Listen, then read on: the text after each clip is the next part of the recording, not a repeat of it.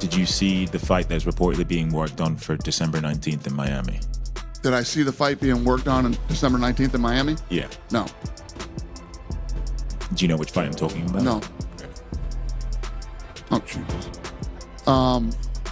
That's a fucking bad idea. That's a bad idea. But let me tell you what. A lot of people watch that one. Will you watch it? Sure.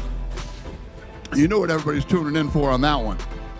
I think everybody's going to get what they've finally been waiting for. The fight world has exploded with drama after Dana White publicly stepped in and demanded that Jake Paul cancel his fight with Anthony Joshua. And this time it is not the usual playful trash talk. This is Dana White at his harshest, saying things he has wanted to say for a long time, but now with even more anger because Jake Paul is doing something he never imagined. Jake Paul is getting ready to face one of the most dangerous heavyweight boxers, alive, a fighter who is still elite, still active, still strong, and fully in his prime. You look forward to facing off with Joshua. To break down the face-off, what do you think about his size? Did you say anything? Did he say anything? No, we didn't say anything, but he looks intense, focused, locked in. He's obviously very, very tall. Looking up, my tallest opponent. My eyes are at his, chest level. But yeah, he's locked in, I'm locked in. I don't think there's fear in his eyes or in my eyes. Yeah, Jake, tell us the difference between your face-off with Gervonta, where you're a head taller looking down, and now looking up at Joshua. No, it's surreal. All of it is very, very funny, and my neck started to hurt after looking up for a little bit. But this is what we signed up for, and he's very tall, but that means I can use my speed and my size to my advantage as well. This question's for Joshua. Oscar De La Hoya, Nate Diaz, and Tyson Fury all said that Jake is going to knock you out. Would you be willing to take the bet with Tyson Fury that's saying that Jake is going to beat you? No, I'm not worried about what Tyson Fury's got to say. That's what I'm saying. It ain't even about the money. I'm betting on myself. Yep. I'm focusing on myself. I'm fully betting on myself. I ain't worried about what anyone's got to say. He did say he's going to put £1 million on it. Would you be willing to take that bet with Tyson Fury? Respectfully, I'm not worried about what Tyson Fury's got to say, or I'm not here for any of that betting and nonsense. I'm here to fight, and that's all it is. Once I get the job done, I'm going to collect my check, cash it, and I'm going to focus on the next one. My bet is on me doing a number on him. That's all there is to it. Yeah. And for Jake, Tyson Fury's willing to put £1 million on you to win. How does it make you feel that his brother Tommy won't even fight you for $10 million? A lot of people in this sport, believe it or not, are actually bitch made. Anthony can attest to that. That's correct. That's why we're up here on this stage, because we're both always down to run it and throw hands. Tommy's, lost. He's a lost puppy. No one watches his fights. I'm the only thing that he's got, so he should be on his knees begging for the fight. We did offer him it, and he said he wanted more time. So we tried, we've been trying, same with KSI. These guys just don't want to step up to the plate. I'm not afraid of anyone or anything, so I'll go to the bigger challenge, a bigger fight, and do bigger things with Joshua, and that's why we're here. With Joshua using Jake Paul as a tune-up to fight you, what are your thoughts on that? I don't know about tune-up. I think Jake Paul knocks him out. Seriously? Yeah. Why so? What impresses you about Jake Paul? I just think Jake Paul would knock AJ out. I think AJ's a spent force, and I think Jake Paul's on the rise. And I like his new heavyweight look, a bit chubby. On everything I've been seeing on social media lately, Jake Paul versus Anthony Joshua. Just wanted to come in here and remind everybody that bum couldn't beat me when I basically had a broken hand. I had one hand and he still lost. Jake Paul, I'm still your daddy, and everybody weighing this fight up, don't bother, because he ain't worth a shilling. And the loss will always be there, Mr. Paul. Take it easy and have a good day. Jake Paul, Anthony Joshua, 50-50 fight. What do you make of that? Yeah, I just said in another interview, great if it is. I mean, if it is, then you've got no problem seeing it. But when AJ, I mean, decapitate's a strong word, but when he renders Jake Paul unconscious like he did to Francis Ngannou, don't then say, oh well, it was Jake Paul. Do you know what I mean? I mean, when AJ beat Francis Ngannou, Ngannou just had a fight that could have gone either way with Tyson Fury. Then AJ poleaxed him, and everyone just said he's just an MMA fighter. Do you know what I mean? Jake Paul's not Francis Ngannou. But as I said before, if you want to see Jake Paul exit the boxing world, Dana White has always said that Jake Paul should fight a real boxer. He has always said Jake is a clown. He has always claimed that Jake Paul chooses retired MMA fighters' smaller opponents, easier matchups, and gimmick fights. But the moment Jake Paul finally takes the biggest risk of his career and signs to fight Anthony Joshua, a two-time heavyweight world champion Dana White suddenly wants him to back out. Suddenly, it is too dangerous. Suddenly, it is irresponsible. Suddenly, Jake Paul is taking a risk he cannot handle. And this is where the hypocrisy has the entire fight community talking. For years, Dana White said Jake Paul would never fight someone his own size. He said Jake would never face a real boxer. But the second Jake Paul does exactly that, Dana White switches up and says the fight is a joke and that Jake Paul is going to get seriously hurt. If someone knocks on your door and says, do you want to fight Jake Paul for 100 million? You're like, you'd be stupid to say no. No, I don't want that 100 million for what would be and will be and should be easy work for AJ. Well, why are you going to turn down 100 million? AJ should and could, more should, knock out Jake Paul in a round. Like, if Jake Paul was over here fighting under our British Boxing Board of Control, I don't think it would be a Southern Area Cruiserweight champion. AJ is a former unified heavyweight champion of the world that I still believe is a top 10 heavyweight in the world. Like, AJ should be able to destroy him. AJ is going to be 60 pounds or so bigger than him. AJ hits like a truck. AJ is a better boxer. Like, this is a no contest. Anthony Joshua versus Jake Paul is happening. Who you got and how? Man, you got to go with Anthony Joshua. You just got to go with Anthony Joshua on that. I think Anthony Joshua by knockout. Yeah, I think Jake will probably get knocked out. Who did Terrence Crawford fight his 11th fight? I don't know. Who did Arthur Beterbiev fight? Jake Paul has found a way to make himself the cash cow early in his career to where we shouldn't care. Jake Paul has become the fighter right now that everybody wants to fight because right now he is the cash cow. He made $40 million just off of Netflix. He has found a way to do something with his following, get under people's skin to make people care about these fights. It is the perfect contradiction. When Jake does not fight real boxers, Dana makes fun of him. When he does fight a real boxer, Dana still makes fun of him.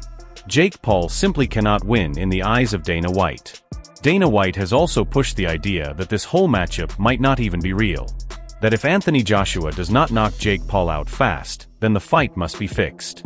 Dana White even claimed that the only way this fight makes sense is if Jake Paul arranged something behind the scenes, because on paper there is no world where Jake Paul should be able to compete with Anthony Joshua. Cruiserweight in the world, stepping up and fighting a top, I mean, even if you want to be really critical, top 10, but I think top 5 heavyweight in the world.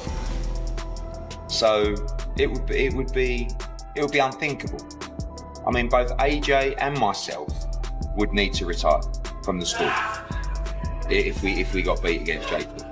Will consist of 8 3-minute rounds, and both fighters will wear regulation 10-ounce gloves. Spencer, you are a boxer. For real, should this guy be anywhere near Joshua? God help Jake Paul, that's all I can say. We saw that what Anthony Joshua had done to Francis Ngannou. He went out there and iced him in a couple of rounds. A guy coming from a different discipline. Well, this kid's coming from another level. You know, white collar boxing in 2018, gone through the mill, and the only boxer really that he's actually boxed, a legitimate boxer he got beat by, and that was in Tommy Fury. Now he stepped up to the plate. Does he really believe that he can beat Anthony Joshua at heavyweight? All right, he's put a restriction in there. Anthony Joshua can't be no heavier than 245 pounds. Well, the last time he boxed Alexander Usyk, which was not that long ago, he was 245 pounds, so I don't see that being a big problem. But we know why he said yes to it.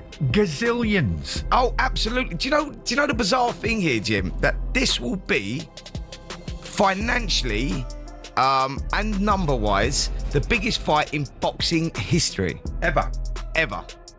The biggest viewed fight in boxing history ever, and there's been some great fights over time. That is insane, isn't it? And the highest paid fighters as well. What Jake Paul, they're an estimated £170 million split between these two. But Jake Paul, is he really that deluded that he thinks he's going to go in there and beat Anthony Joshua? Do you think he thinks he can do it, Simon?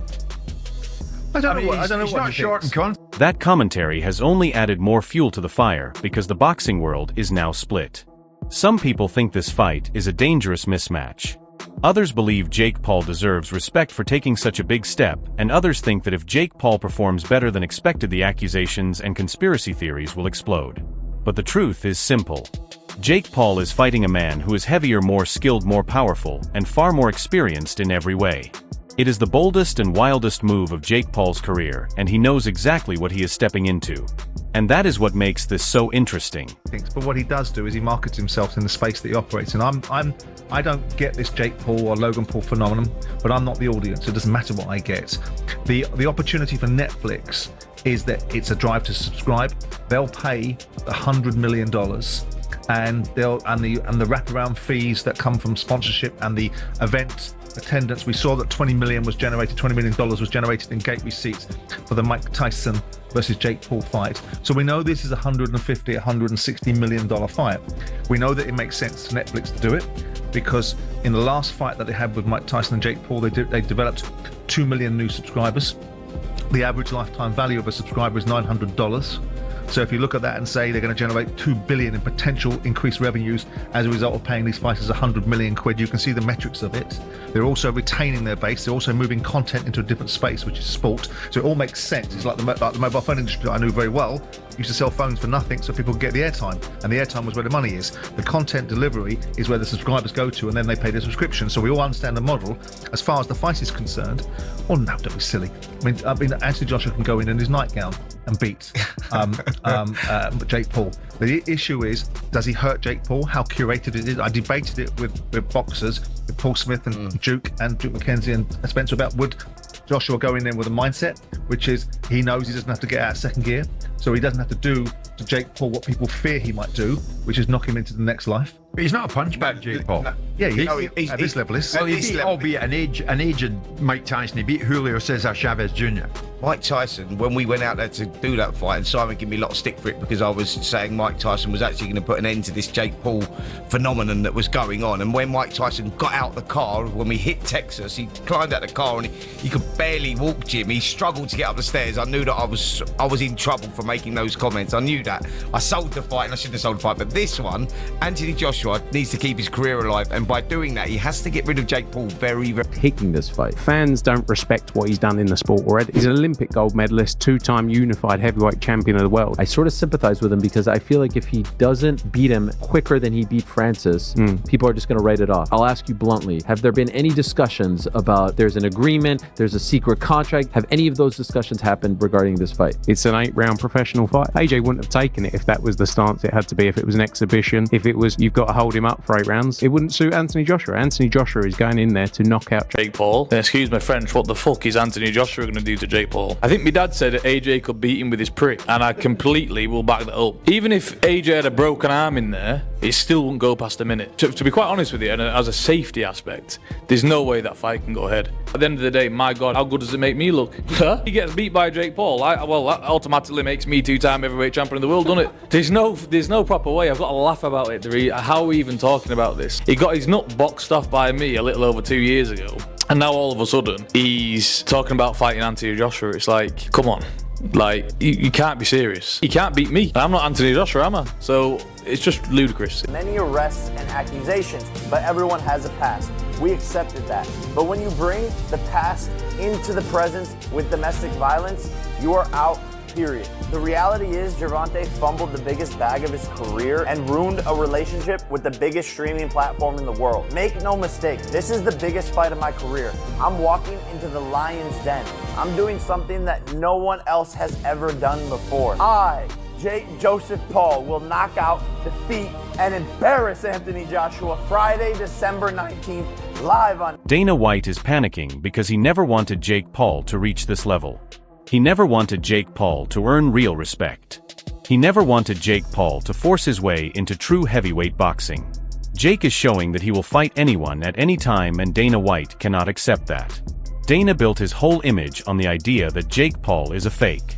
And the moment Jake Paul agreed to fight a prime AJ, that idea started to fall apart. Now the pressure is intense because if Anthony Joshua knocks out Jake Paul badly, the world will say it was expected. But if Jake Paul survives or lands something real or wins rounds or even hurts AJ, it becomes one of the biggest moments in modern boxing. For better or worse, the entire combat sports world is paying attention. And Jake Paul has accepted a challenge far more dangerous than anything the UFC ever gave him credit for. And whether Dana likes it or not, this fight is happening and the entire world is watching. Alright everyone, stay tuned for all the latest boxing news, highlights, events and stories. Subscribe to Glove Lord and turn on notifications so you never miss an update. Make sure to check out our other videos as well. Until next time, take care and stay safe.